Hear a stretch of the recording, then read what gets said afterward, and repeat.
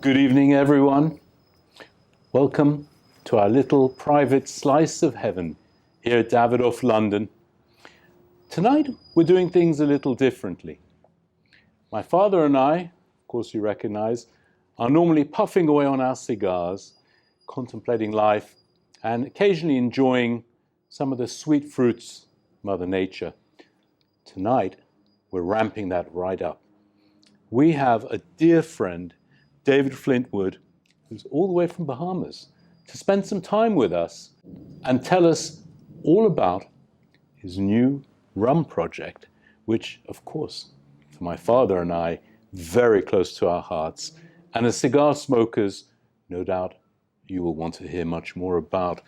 David, welcome. Welcome to the shop. Nice Pleasure to see you. Welcome, David. Thank you. How civilized. It's a long way from the little sandbar I live on. Well, we're very jealous about that. Well, I know, but this is hallowed ground. I mean, the smell is just wonderful straight away. May I tempt you? No, you can't, sadly. I mean, you can tempt me, but I hope I don't succumb just because I'm trying to be a good boy. Well, you need to look after health first, always. But so says the man bringing rum. Bringing the tonic. I love it. Please, David. Another vice. Well, this is the rum that I've been involved with now for a couple of years. I say been involved with it. It's really a complete passion project, and we call it Idle Assembly Rum. So what an extraordinary name! Perfect for the company this evening, at least. Yeah. But this is based on the island I live on in the West Indies. We have a very beautiful little picturesque customs dock with a pink customs house on it. I mean, literally like a watercolor. And there used to be a sign on it which had the rules of the government dock, which were things like no diving and no washing your boats and no flushing of tanks and things. And one of the best one was rule number 7 was no loafing or idle assembly. And loafing is obvious, but what they call in the rest of the Caribbean liming, hanging around. But idle assembly is a sort of leftover English law about not gathering in public for no purpose. And it struck me that the whole point of living there, not the whole point, but part of the point, the enjoyment of it, was to sit around with friends and drink rum and not do very much. So it seemed like a good name for a rum. And then my son did the label, and we started it. I mean, a perfectly sensible Scotsman, who's a friend of mine, approached me just going into COVID and said, have you ever thought of doing a rum, having lived on this island for 30 years and certainly consumed my share of it? And I said I hadn't. And he said, well, your life here lends itself to the blending of a rum, or the creation of a rum. We won't have to invent a brand or glue DNA on it because you've sort of lived the life. And so we got started and tried to find someone to make it for us. You can imagine how hard that was in COVID, getting hold of anybody. Because we were very isolated. I mean, the lockdown where we were was draconian almost. Not much assembling at all, in fact. A lot of idleness, though. And amazingly, on a trip back to England, I was with a friend down in Polo country. I mean, it sounds ridiculous, but it's just the great luck of these things. A rum does lend itself to stories, as you probably know. Would you like one while I'm banging on? I'd love to try some. I'm sure Dad would like to. Dad will never say no to rum. What's a good amount? Thank you very much. That's my perfect. First choice of drink with the cigar. As it should be. I mean, they're both tropical cousins, aren't they? You think immediately of the tropics, of a cigar and a glass of rum. And this, as I say, I was in England and I met this fabulous family of Colombians. And they've been making rum for 3 generations. And I had the good luck to meet them, as I say, on the edge of a polo field in Sussex in the middle of COVID, which is hard to believe.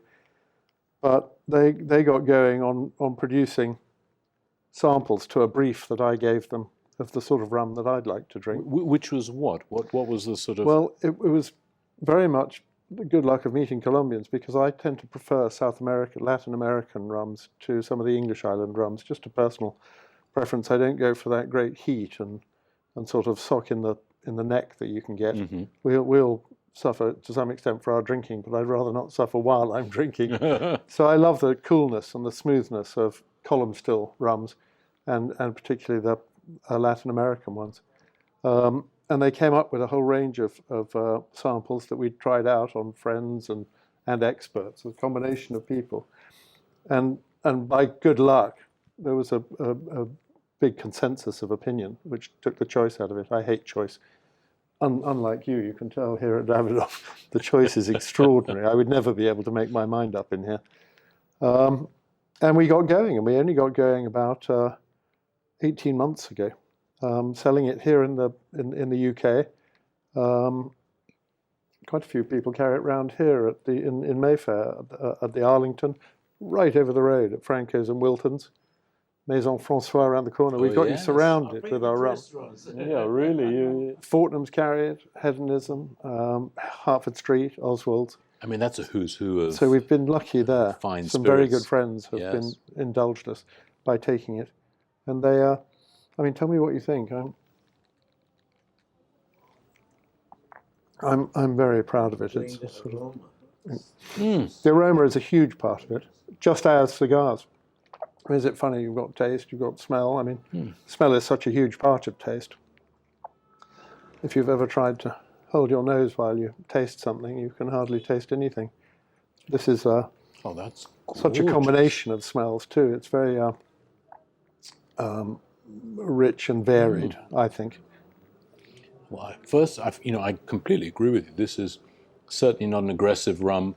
It's not sort of fighting on the palate. It's coating my palate in this lovely ambrosia. On my nose, it's quite floral, and in a good way. Yes, there's all sorts of things in there, isn't there? Sort of vanilla and I like the color of it as well. chocolate. But well, it takes all of its color, obviously, from the oak. I mean, these are, as it turned out, with the blend that we've gone with, it's incredibly diverse. It's like a sort of tour of the Caribbean in a bottle. We are 5 to 20-year-old rums, so grown-up rums in their own right, and then combined. Almost any one of them could stood up on its own, I think. But it's a combination of rums from Panama, Venezuela, Dominican Republic, and Trinidad, and 5 to 20 years old. And so they're blended in Colombia, and I went down there to look at the whole process.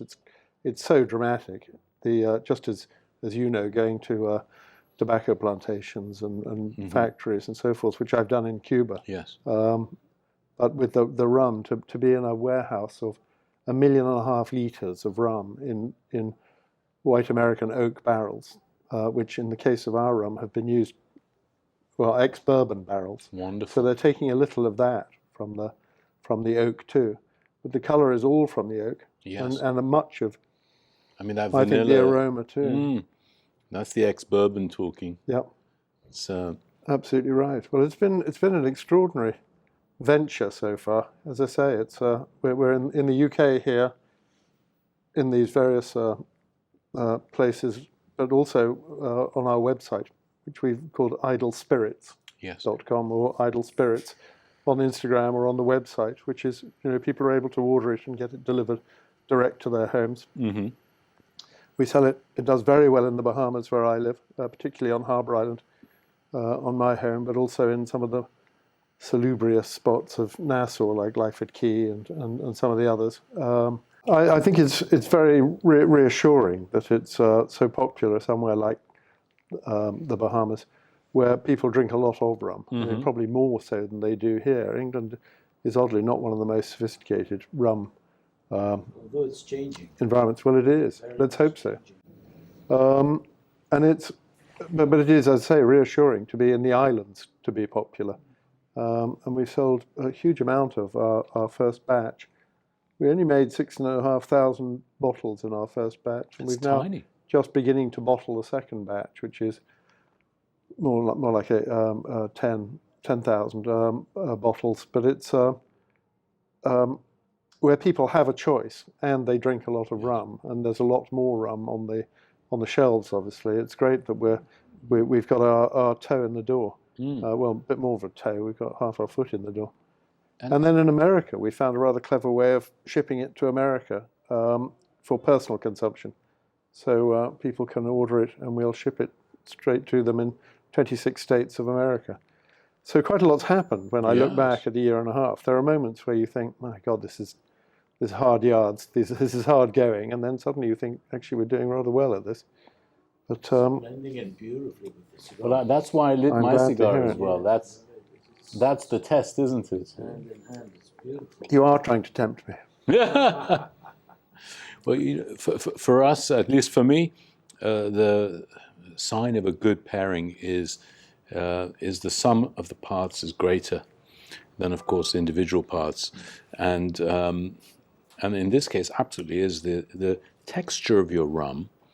It has an oiliness to it, which I always seek in a good spirit, because it can carry the flavor and the smoke of the cigar across the palate.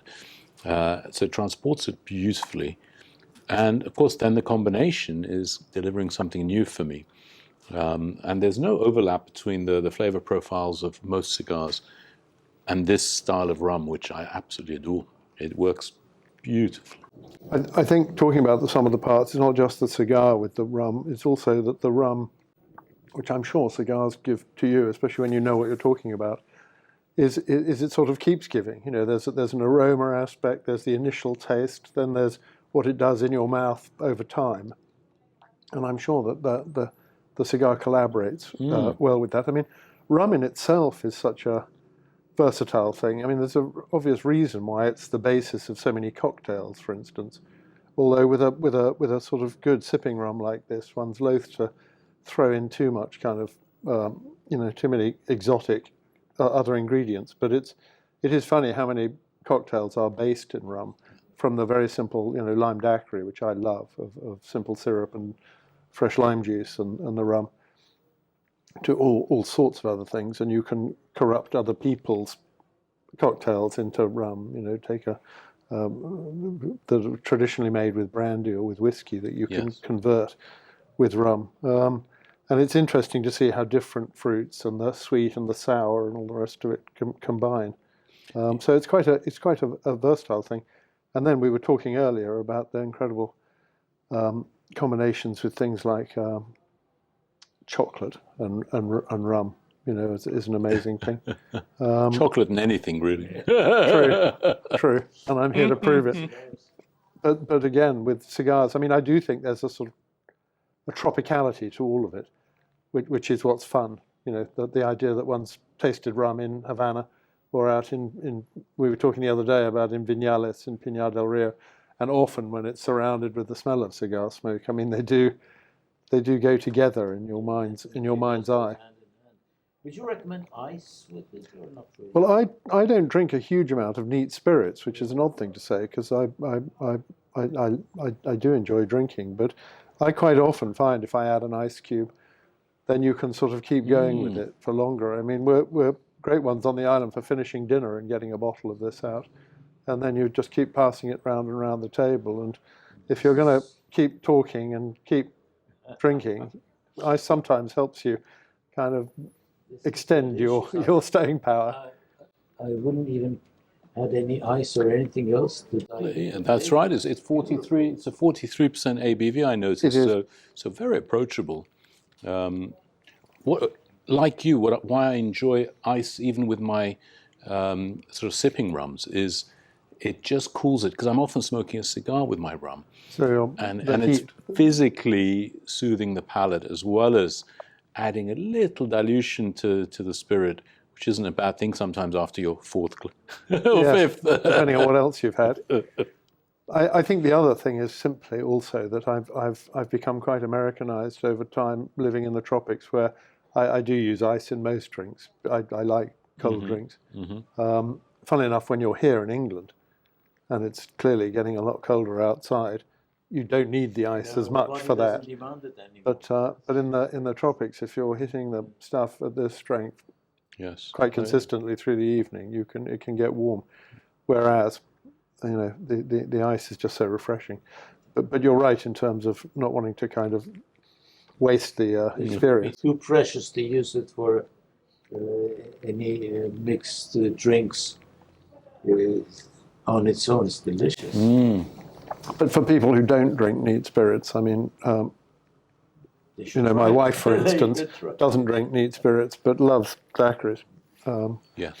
And you can come up with other things. I think with this sort of rum, the point you're making, which is very valid, is that you don't want to kind of, I think it would be a waste in something like a pina colada or something, you know, where it gets too kind of overwhelmed by the fruit. It's very interesting what you say about the mojito, because my answer to the mojito is that I make the lime daiquiri with the fresh lime juice and the simple syrup, and then I put 3 or 4 mint leaves in the shaker, and the ice bruises the mint, and then you pour it out, and you've got basically a mojito without that filthy soda water to dilute your rum. So you've got the fruit, you've got the sweet and the sour and all the elements of the rum, and that little bit of mint, that floral, without, as I say, the soda water to spoil your We have to try that. enthusiasm. Well, We have to try that in due course. I suggest we try it on Very good in several different locations in the Caribbean, just to make I sure think you better come and it's consistent. see where the idea was born. I mean, it's not a Bahamian rum. Obviously, we don't have sugar in the Bahamas. There's not enough. There's not soil and not enough land for sugar. But I mean, people blend it and bottle it there and call it a product of the Bahamas. But we haven't done that yet. But this is very much a Latin American rum, as you can show. Well. The colors of the label there, it's just so inviting. Well, it sort of tells a story, doesn't it? I mean, it's got a bit of that Come and try me. Hemingway-ish kind of Yes. 50s feel. It's quite, we deliberately kind of dialed it down. I found when we were considering bottling and packaging that so many people either go sort of berserk with their fauna and flora, so that it's all palm leaves and parrots and pineapples, or they tend to go with premium rum with these terribly kind of serious decanter-shaped things that weigh a ton with big glass stoppers and lots of gold lettering. And we went with the simplest bottle of all, which probably 50, 100 years ago, you know, one would have grabbed whatever bottle you had to put your spirit in, and the whiskey bottle, the single malt whiskey bottle, is ubiquitous. The cork stopper, for instance, I think is all part of it. And then this 2-color label came from the end plate of a book, privately published book we found in our house when we bought it 30 years ago, published by an American who'd written these wonderful poems and stories about his life in the Bahamas in the 1920s. My God. And there was this illustration. You can see it looks a bit like a book plate. Yes. And so we borrowed heavily from that. Did you say your son designed? Well, my son did. He took... My compliment. You have a very talented son. Yes. well, you're very kind, and I do. I do think he's exactly that. It's lovely. It's really beautiful. Dangerous collaborating with sons, but when it works, it works. When it works, it's a miracle. And it's a wonderful miracle. And have you worked together forever and ever? Well, not forever, but certainly 30 plus years with a gap for my sins in the city. But that aside, I've been very lucky, really. Dad makes it sound like it was a joint effort, but really he picked me up when I needed to be picked up, and has gently pushed me along whenever I've needed a gentle push. And now he won't let me go. Yes, I've got a wife like that. Came to stay for a weekend, and 28 years later. I've been very lucky indeed. And I suppose this is another chapter of that. It's funny, isn't it, how these things just sort of happen to you in a way. It's a blessing from above. I'm certainly not a planning career, not terribly organized in that way, and I've just had a huge amount of luck, really. And this, I hope, is the next chapter of that. Oh, I'm sure. David, a question about the second edition that you mentioned. Is it the same recipe, so to speak, it in is, a larger... absolutely. Okay. So you will get more of the same wonderful... Absolutely, and that was important to us, that we had a continuity. Got it. I was very nervous of the fact that you know, could we maintain the continuity of it? I think if people love something that's, you know, not inexpensive. I mean, we're not, you know, crazy big bucks. We sell here for £60 a bottle, $60 in the Bahamas. But nevertheless, you know, grown up, a premium spirit. That if people got used to it and liked it, that you weren't then going to kind of surprise them with a different taste the next time. Yes.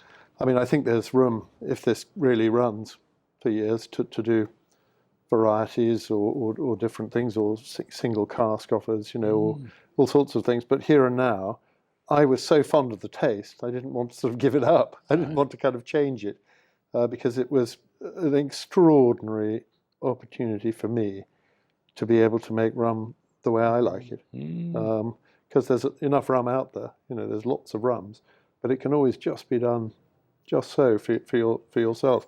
And then strength? Same everything. In fact, it's the second batch has been produced literally from the same barrels, and obviously everything's a year and a half, 2 years older. But I think they're then able to kind of blend the 4 different rums to the point where you're probably within a 1 or 2%. Like cigars, the more mature it is, the better.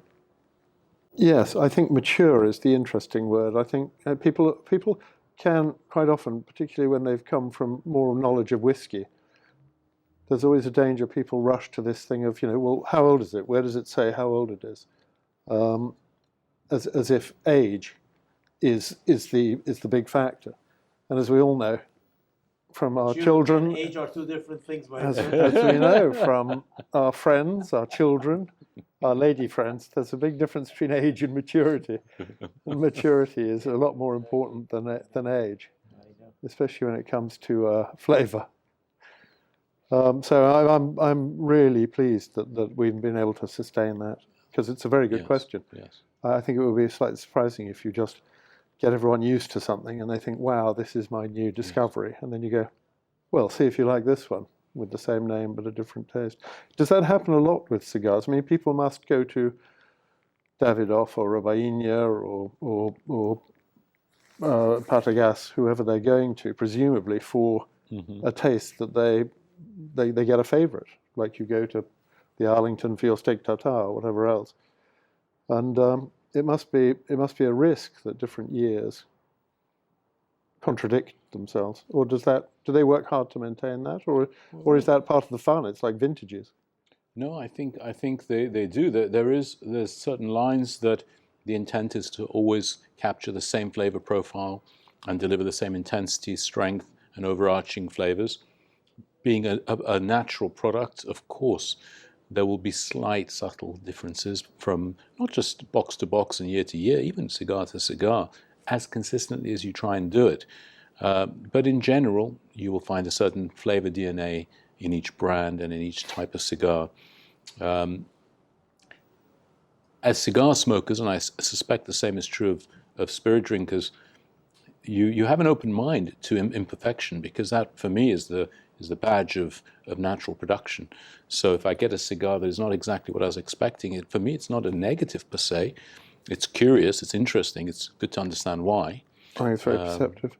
I mean, that's why one doesn't just drink one rum. What's fascinating is to try different things. But I think with cigars, you're right, it is such a natural product. I mean, you're literally talking about leaves and humidities and temperatures, and the time that it was taken and how it's been looked after, I'm sure, is vital to your stuff. We're a little less vulnerable in that. Yes, you're right. You can be more...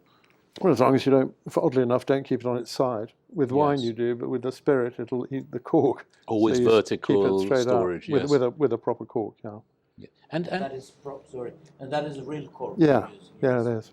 Makes all the difference. And it's probably an amateur question. With a bottle like this, once you've opened it, so to speak, and opened the seal and consumed some of it, how long will it stay in the same condition and flavor, i.e. will there be any oxidation that happens? Am I looking terrified because I don't know the answer? No, not at all. I knew you'd catch me out with something. I don't honestly know the question. I'm sure it does change over time. You probably can't keep it forever.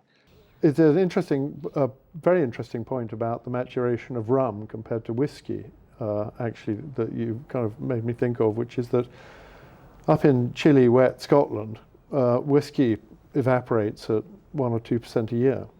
Rum on the equator, where we are maturing it in these oak barrels, can evaporate up to 7-8% a year, which is huge, and hence also that Latin Americans are particularly well known for a method of blending called solera, where they will literally have a sort of pyramid of rums, with the 20-year-olds, 15, 10, 8, 5, and the skill of the blenders is to blend down the younger rums and mix them with the older rums, in order that they don't just reduce to a sort of tar in the bottom of the barrel. The danger being that a 20-year-old rum could actually be very unpalatable.